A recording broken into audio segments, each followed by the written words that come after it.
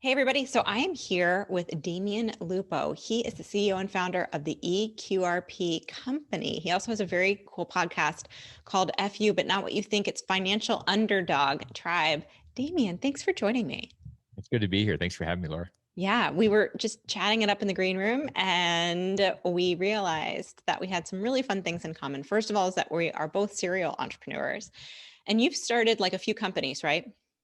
Yeah, a few. I can't stop. It's kind of, everybody's got addictions and when you're an entrepreneur, as you know, you just like I'm not even employable. I tried working for Peter Schiff in Connecticut as a volunteer for his Senate campaign 10 years ago. I got fired after 6 months because I wanted to win so bad. So funny. Yes, it's really interesting. In the past few years, with the work that I do, people keep asking me if I'll come in house as their CMO, and I just keep saying I'm just not for sale. It just can't. Trust me, you don't want me as an employee, and as much as I don't want a boss. So I totally get that. And then you have three different companies currently. Is that right? It is. Yeah, there's three different, and they all work together. And this is actually one of those great lessons for a lot of entrepreneurs thinking about going 7, 8, 9 figures. A lot of people get messed up because they go and they start building businesses simultaneous, but they don't actually get any traction with anything. And Yes. split focus doesn't work until you have somebody running the first thing that you gave birth to. It's just a big mistake that I see all the time. People go, "Oh, shiny object," and they run to the next thing, and their 7 shiny objects are all pennies instead of dollars.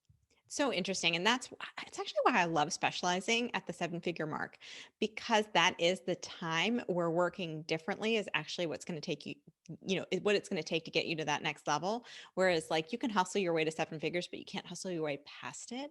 That's always my experience. And so with all these different companies, I mean, do you get it to a certain point of revenue or a certain point in self-sustainability that gives you the opportunity to hand it off to other people?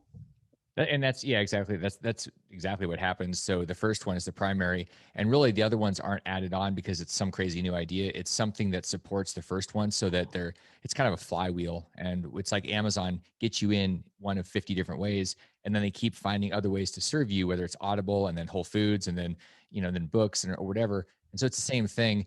You build it up, you build the team, and that's one of the huge shifts. You want to go from 7 to 8 figures. It's literally all about the team. It has nothing to do with how fast you're working or how smart you are. And so adding on another business is really it happens and scales because the other business has somebody driving it. Because if you're trying to drive everything, it sounds amazing and alluring because Richard Branson's done it, or different people have all these businesses, but they always have CEOs, and it's always a who question when you're scaling up. Yeah. Okay. So interesting.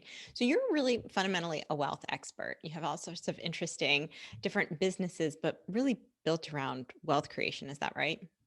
Yeah, it is just because I've been so frustrated by the system that's keeping people shackled. And truly, this is modern day slavery. I mean, people that don't understand money because they're not taught it. We were talking offline Yeah. about kids in school with your kids, and we're just not taught this stuff. And most people are doing the best they can with their kids, but most adults, where would they ever learn any of this stuff? So we're just basically going along in the system. It's almost like being in the Matrix. We don't really know that we're plugged in until we unplug ourselves and we go, "Whoa, there's a whole system going on here that I'm being like it's feeding on me." And so it's hard. It's taking the red pill. Once you take the red pill, you kind of really can't go back. Yeah. So interesting. Okay. So how do you personally look at wealth creation then? Well, so I was teaching with Robert Kiyosaki, the author of Rich Dad Poor Dad, and we were on a ship last year. And one of the things he said that really hit me, because for years at first I thought cash was wealth, and so I built up a $20 million portfolio, and I thought I was rich, and I had all these cash flowing properties. And then I said, Oh, "Oh, but wait okay, a well, second. Okay. Hold on one second. Before you move on, you built up a $20 million portfolio and you thought you were rich. I thought I was rich, but I was wrong." Okay. Keep going.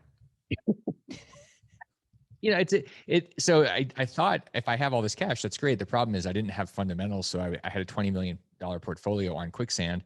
And so when 2008 happened, the tide came in and then went out, and I was looking at a big sandy beach with no portfolio. And actually it was there was a $5 million hole in the sand. So that's how far negative I went. And so going on the other side of that, I started thinking differently about wealth. And then I saw both my parents retire broke. And I said, okay, everybody's playing by the rules. I thought I was doing the right thing. And what Kiyosaki said was, wealth is not the money; it's the experience of going through and creating, because you build up the scar tissue, and it Yeah. can't be taken away. Like they can't take it away after you've gone through it. And that's what people don't get. It doesn't matter. I've seen people that were effectively handed a couple $1 million because their house appreciated. They sold it. They thought they were rich. And I watched them over a few years literally lose $2 million and go, we're broke. And it's because they didn't have any experiences. So it's not about getting a big pile of 401k when you retire. It's not about the lottery. It's not about somebody handing you a great asset or an inheritance. It's about the experience. And so I look at wealth as going out there and getting bloody and muddy. And I can tell you, as a bloody, muddy monster, like I'm out there with so much scar tissue, nothing really phases me anymore or scares me because I know I'm going to be able to figure it out. And that's what an entrepreneur is, somebody that solves problems. Oh my gosh, that's so interesting. So you have this philosophy around like red and green arrows of wealth. Like how do you view those attributes when you're looking at your own portfolio? So the whole idea with the red and green arrows is that people look at the stock market and that's their entire gauge on wealth. They go, well, my look, hey, there's a green arrow. And this was from the people that I actually worked with their $2 million. They said, we're tired of when they called me, they said, we want help with money. And I said, well, what do you want help with? And they said, well, every day we look at the news and there's this green arrow that says our portfolio is up, or there's a red arrow that says it's down, or if it's a green arrow, we think tomorrow might be a red arrow and it's a damn roller coaster. And I said, yeah. So most people are tied to the stock market. They have no control. They're basically victims. And so there's a shift where you take those out of the equation. You get off the roller coaster, out of the casino, and you start taking responsibility with your own investments, your own business, something that you can actually affect, and you can impact. Otherwise, you're just literally a victim and you're going to blame somebody or something or call on some politician to save you from yourself. So you talk a lot about what isn't wealth, right? So we're talking a lot about like fake money in the stock market, maybe inflated portfolio assets within real estate. But what is then financial freedom for you? So financial freedom is the experience and knowledge. So a lot of people say if I read a book or I go to a seminar, then I'm good. And I'm like, no, you're not good. You have to actually go do it, because once you do it, financial freedom is your ability to create wealth. And when you can create wealth out of thin air, and it's so people go, well, I need to save up 1 million or I need to have 10 million or whatever their numbers are. It's all wrong. What you need is the experience, because then you can create it out of thin air. Money's made up. And when you understand the monetary system, it's based on debt.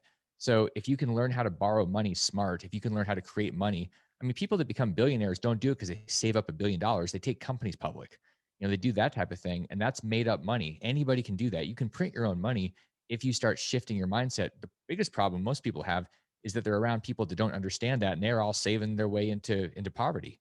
And so you have to start shifting your thinking, which means you have to have better influences that understand it, that you'll like absorb their energy and their thinking. So that's the biggest difference. When you fundamentally understand and you've gone through the process of making up wealth, creating it for other people, and all that means, and you know this as an entrepreneur, you're just solving problems. Yeah. You solve bigger problems and you help get other people to help you solve problems. Wealth is a side effect. It's not the thing that you go after. And people go after it like they're a bunch of money bees instead of honeybees. Go after the honey. The side effect is the money. So interesting. So let's talk a little bit about the scar tissue on entrepreneurship and how that creates the learnings and the knowledge and what it seems to be that you would define as wealth. Having lots of scar tissue myself, and it sounds like you have too. Like, what are some of your biggest, most painful lessons learned in business? Well, I mean, losing 20 million is no little thing. That hurt a lot, but it wasn't actually losing the money that hurt the most. It was the people that came along that got hurt as well, because when you're building something, typically you're either Yes. borrowing or you have investors or things happen uh, to where you can scale up with capital. And capital is like, I wrote a book called Unicornomics last year based on all these businesses that I had started. And the foundational 15% of starting a business, in my opinion, part of it is the capital stack, meaning the cash or the debt or the facilities you have. And the one of the biggest painful lessons is when you have somebody else's money and your thing fails and you have to go back to them, people you've known for years, and say, I'm really sorry. I did the best I could and I lost the money. And when you have people tell you they wish you would rot in hell, which I've had happen, and they've known you for 30 years, it's pretty brutal. It's a demoralizing thing. And I see a lot of entrepreneurs being pretty reckless right now, getting people's money thinking that they know what they're doing and they don't know what they're doing. And it makes me sad because I know what they're facing on the other side of this thing when their stuff fails. Because hey, it's not perfect. And most of the time things don't work. And it means you learned. And that's the big value. Right. Yes. So interestingly enough, I didn't ever have anybody tell me to rot in hell to my face that I know of, but went through the same exact thing. Built up a company, took investors, didn't work out. These were people that I cared about, that I valued, that I wrote long letters to afterwards to tell them how much I appreciated them. But it really doesn't matter when you lose someone else's money. It's really, really hard to maintain a positive relationship with them. And what I noticed is that most people are not professionals. Most people are children, Yes. and I was one of them. And so it's just a function of maturity based on experience and what you've gone through and the wisdom. And I call it the bald wisdom because I look at myself now being bald and I go, well, I had hair, and that's when I didn't know anything, and I think I learned a few things, and the hair went with it. So it's I learned a lot about how people are with their money, and that most people are literally gamblers, and they want certainty around making 15 or 20%, and that's irrational. But people are convinced that that's what they should get. And on the other side, I had a handful, a very small group of people that said, "Thanks for doing the best you could," and we maintain a Yes. relationship. But that was like 10% maybe. Most of the people are so mad, and it just showed me that most people are really not emotionally or spiritually ready to be an investor because they haven't done the personal development work on themselves yet. Yeah, this is really interesting. I had about the same percentage. About 10% came back and actually hired me to help them with their next company, which is pretty remarkable. And then a few in the middle, and then a few who just, were just so upset. And in a lot of ways, what happened with my company was somewhat out of my control. It's very much an external technology basically disrupted the business that I was in. And at the same time, you feel terrible. And of course, you never take somebody's money with the expectation that that's ever going to happen. You always think you're going to be the exception, and they Yeah. think you're going to be the exception too. And then when you find out that you're all not the exception, it's a really difficult conversation. So when let's kind of take this down to a practical level in terms of a real life example that likely is the person who's listening right now. So they've created some kind of cash flow through entrepreneurship, through their own business ventures, and they're sitting on cash. And while many people would say that's what you should be doing right now, is that what you think people should be doing right now? In terms of holding cash or Holding doing. cash and just using that cash, actual dollars, American dollars, or otherwise, to have wealth.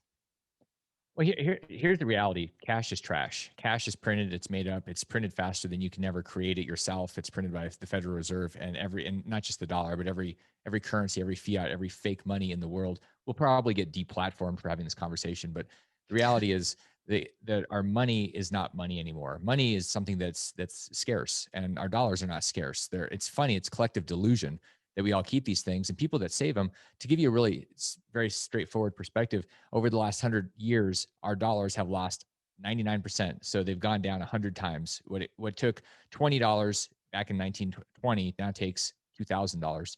And then I can tell you that's a fact because if you look at gold, it was $20 back in 1920 and it's $2,000 right now. And so do you hold the cash? You do, but not in, you actually hold it in money. And so my thinking is if you're going to have a bunch of piles of these dead presidents on paper, go put it into something that's real, that's scarce, which is gold, silver, and my one of my favorite things is the cryptocurrency, things like Bitcoin, because they are scarce and we are shifting into a crypto space. And then people say, well, then what do I do? Like, how do I create cash flow? You do it without money. Money makes you stupid. And if you say, I've got a big pile of money, good, you're going to have an experience and the money is going to be gone. So why not work on creating with work the actual wealth, the money? And you can do that by saying, okay, let me surround myself with people that have done this, whatever it is, and then model because I mean, truly, money makes us stupid. We get a bunch of money and we think, oh, I can solve all my problems with money. And yes, sometimes problems can be solved with money, but I see too often people throwing money at things and I go, why don't you just use your brain? All your currency really is there. It's not in your bank account. Can you give me an example? Yeah. So like instead of saving up $100,000 and going and putting it into marketing, for example, or saying, okay, my budget is $100,000 for marketing. Ask the question, what do I know about marketing? Do I know that if I spend $1, I'm going to make two? Then go borrow $1 million and make it into 2 million and use the bank's money, make it up. But it requires you to think because if you just say I'm going to have 100,000, I'm going to throw it at something and see if it works because Facebook ads work for somebody, if that's your philosophy and you don't have any actual testing, if you haven't actually worked through it, then you're just guessing. It's more of the roulette wheel. You might as well just throw your money at the stock market. So if you understand testing and you understand the correlation between investing a dollar to make a dollar 30 or $2, then you can go out there and you can prove it to somebody, and all the money in the world will be at your doorstep saying, please take me. I know what you're going to do with me, and you're going to respect me, and you're going to come back more. So you're not saying money we shouldn't money is fake, so we shouldn't even touch it. Like, don't even mess with money. Just go live on a commune, go off the grid, farm your own food, and like get rid of the system. That's not what you're saying. It sounds like you're saying create wealth the traditional way, but then continue to leverage and build it Yeah. through. Yeah. So what I'm really saying is that there's ways to create with your mind instead of just saying I'm going to write a check for everything. Writing a check is what most people tend to do, and they have these budgets for things, and then they go, okay, well I ran out of all of my money, and it's really easy to spend money because everybody's got something to sell you. But if you actually have to make it up in your head how you're going to sell your idea, your vision to people to have them come to work for you for free or for shares of your thing, it forces you to use your brain. And people, most people are just lazy. They want it. They go, I got some money. I got a 401k. I'm going to cash it out and I'm going to use it for my thing. And the truth is, if you actually think, if you do the hard work, and thinking is hard. I mean, it's really hard. It's easier to write a check. So what I'm saying, and I actually think that it's great for people to do things like, I mean, I started growing my own food in April, and I think that was amazing. Doesn't mean all my food's coming from my garden, but I think there's also a grounded nature to having to think instead of just writing checks. We're so used to pushing buttons, writing checks. Everything happens like magic, and we stopped really thinking about principles. And part of principles is thinking. Period. Okay. I'm starting to get my head around this. I'm starting to have an aha. I'm starting to understand it a little bit more. And so let's say that somebody comes to you, they're just starting out in business and they really have some financial goals. They have financial goals around creating wealth for their family or being able to leave money for their children. What would you even say to them? Like, what would be your advice to them? Usually, first, I mean, it's a great question. Most of the time, people's goals are too small, so they're out there. They're saying, "I want to do something, and here's my goal." And I go, "That nobody cares. It's too small, and it's not going to stretch you, and you're not really going to impact. If you're an entrepreneur, the idea is to solve problems, and it's not to figure out how to make one sandwich and sell it. And your goal is $10. And so, usually, one of the biggest first steps is just expanding the goals because it requires you to ask better questions. One of the reasons I like Dan Sullivan and strategic coach and everything that he does is because he talks about 10x thinking. And it's really hard for you to use your past to justify your decisions going forward and your goals if your goals are now 10 times what last year was, because your previous thinking and working and everything else is not going to get it done. You have to disrupt yourself. And that's the whole point of going 10x. Add a zero to whatever your goals are. And then you'll say, well, I can't work 200 hours a week. Like I know I can make X dollars with 20 hours a week, but I don't have 200. So how do I do this? It forces you out of your past. It pushes you into the future so you can use other technologies and other ideas. And so that it's part of it is disrupting yourself. So interesting. That's funny. That's the name of the book of one of my clients is Disrupt Yourself. She's a fabulous author and highly recommend it in case anybody's listening. But so when you're creating this future, like what are you working on to create your own wealth right now? I know I keep kind of asking for these practical applications because when you hear about it for the first time, and you're not the first person that's introduced me to the idea of spending money on Bitcoin or gold, but it's still kind of hard to get your head around when you're just not used to thinking that way, as you had mentioned. So, like, how are you creating your own wealth as an entrepreneur right now? Getting myself uncomfortable. Whatever makes you uncomfortable is a great place to start. So if you go, I don't know anything about silver or gold or Bitcoin, great. Go buy an ounce of silver. Go buy some gold. I mean, an ounce of silver is $30. You can buy Bitcoin for a dollar, but it forces you in the game. And that's the thing that people are afraid of. They're afraid of getting in the game because they think they're either going to lose the game or they're going to be eaten by a lion or something. Right. And so forcing yourself out of your comfort zone is a big part of it. It's shifting, and you can't do that in your head. People think they can think their way through it. I have goals and they're in my head. And I go, no, you don't. You don't have goals. If they're not on paper staring back at you, you really don't have goals. You think you have goals because you're thinking about it. But the truth is, unless they're on paper, there's something magic about doing that, especially when you start adding zeros. And it's scary if you look at those things. We tend to way overestimate our short term goals and way underestimate the long term. And if you look at stuff, I noticed I was working on a thing called a life book recently. I've been doing for 10 years. And I looked at my goals and they're from 2018 and I went, wow, I'm hitting, I hit all these things. I was just like 2 years off. It just took me 2 years longer.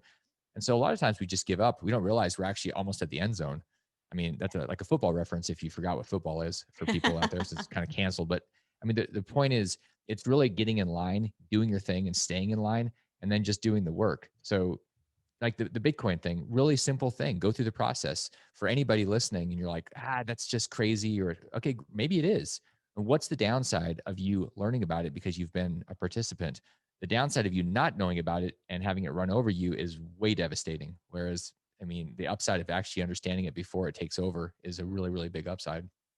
So I hear you right. And that here's, it sounds like what you're saying is like create the company, do the thing, build the wealth, buy the real estate, create wealth for other people by bringing a company public, and then at the same time co-creating this opportunity for everybody to increase the amount of money that they have, but don't get attached to it. Is that what I hear you saying? Yeah, that sounds very Buddhist, but the law of non-attachment, being open but not attached, which is actually a very, very, very powerful philosophy, whether you're Buddhist or not. Just being open and non-attached. We tend to get very attached to things, which people, they have some money and then they're afraid, so they play not to lose. And then what happens with any team that plays not to lose, they lose. So for taking a step back, what I go into anything now with, and this is part of unicornomics, it's the fundamental why. Why are you doing this thing? Are you just going to, like, my why before was more, it was more money, more, and that Yeah. was it. And so the universe eventually said, you're an idiot, and we're going to take this away because you need to have a better why. You're not here for a pile of dead presidents in your bank account. And so the why now is 1 million people that are free from financial bondage, breaking the shackles one person at a time. That's a compelling why. And 1 million people ripples and tilts the planet. With 1 million people free, 1 million people know 600 million people, which is basically shifting everything.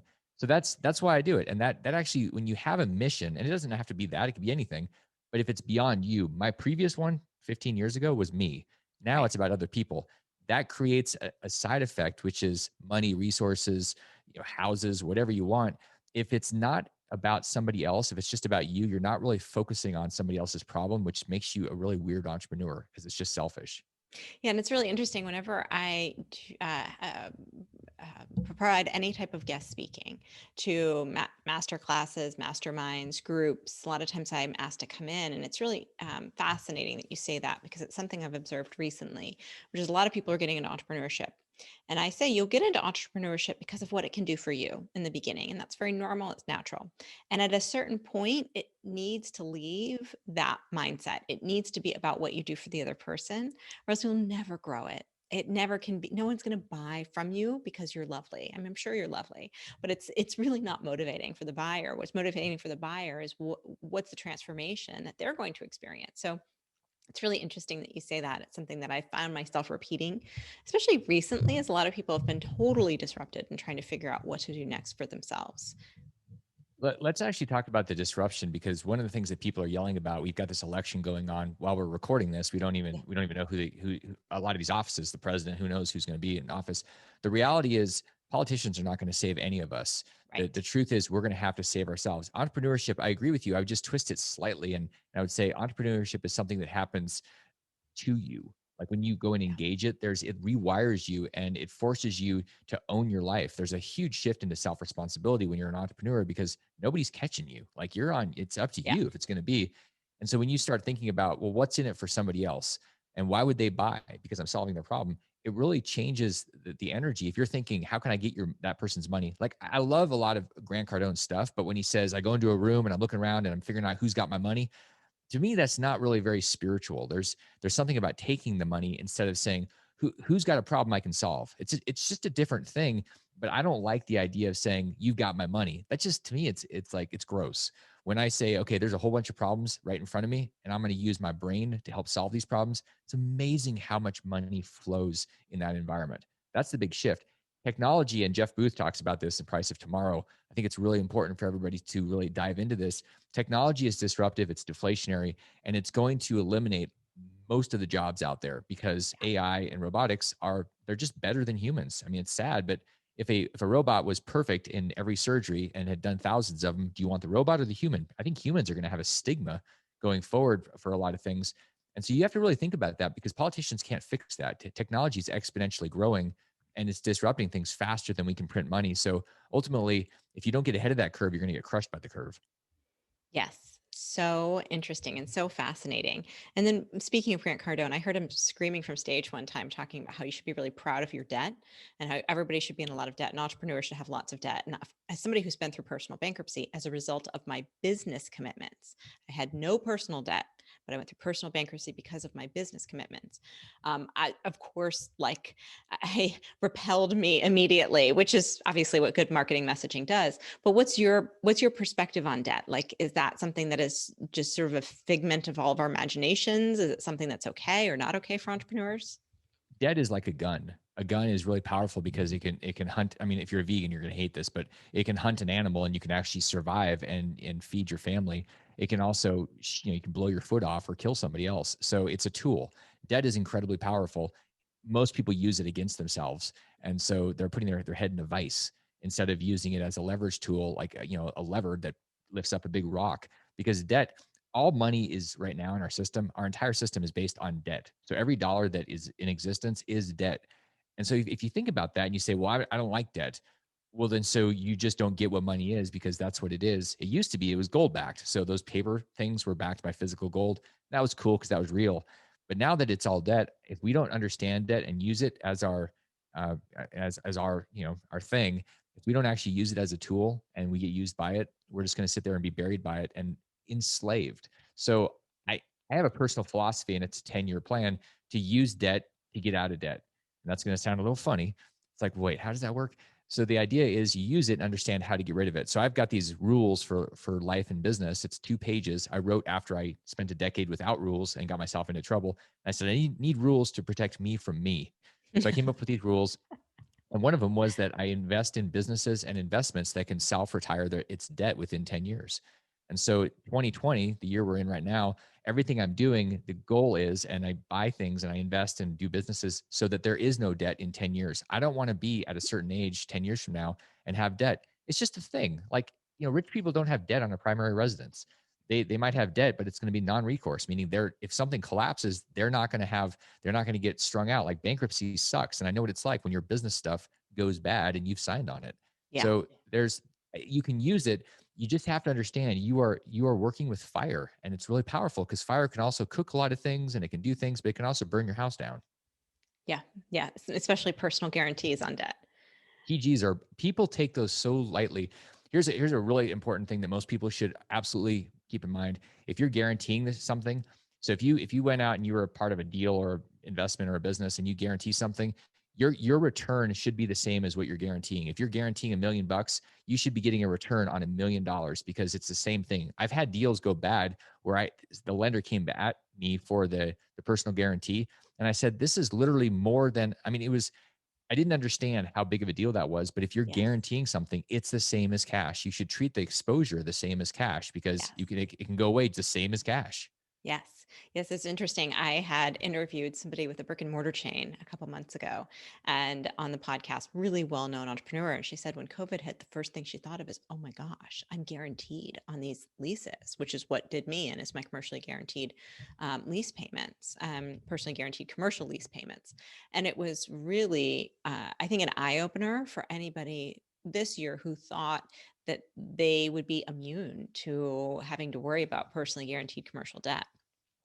So That's a wake up call for a it lot of is. people, and with technology disrupting a lot of things that were, they were always going to work, and we're going to have real estate, and it's always going to produce income and these different things. We need to really ask ourselves 10 years from now, what might it look like when processing speeds of computers are, they're 100 times faster than they are now, or 1,000 times faster when technology is taking over. Are you really that safe with these things? How much exposure? How naked are you in this storm that's coming?